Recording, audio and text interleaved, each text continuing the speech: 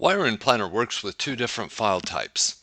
The first is a library file, and it has a WP-LIB extension. The second is a project file, and it has a WP-PROJ extension. The panel on the left side is the Project Explorer, and it shows all open libraries and projects. In this example, I do not have any libraries or projects open.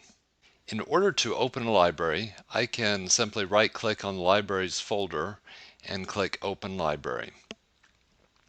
I have a single library in this location on my hard drive, but I can navigate to any other location to open a library. If I want to open this library, I can select it and click Open. And now my library is open. I can expand it to see the internal folders, and inside the subfolders I've got different components. And of course, as demonstrated in other videos, one can easily search for a component by typing a portion of the component name in the search bar and click Enter.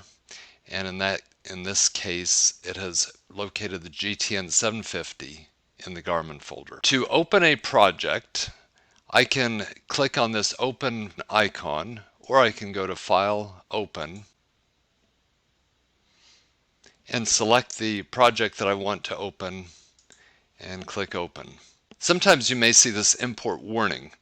If a project was created in an older version of Wiring Planner, it gives you this warning just to indicate that it will update it to the most current version of Wiring Planner. You can click Yes or No. If you click No, it will not be opened, but if you click Yes, then it will be updated to the latest version. To create a library, you can click this New File folder or go to File, New, and select Library and navigate to the location that you want to create it and give it a name and then click Save.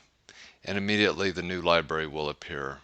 The same with a project. If you want to create a new project, simply select Project and give it a name and click Save, and the new project will appear. The new library that I created is empty. I can easily create new components in it by clicking Add and then selecting a component type. I can also copy from a different library. If I want to copy the GTN 750 from the original library, I can select it and press Ctrl-C to copy, and then go to my new library and press Ctrl-V, and it will add it.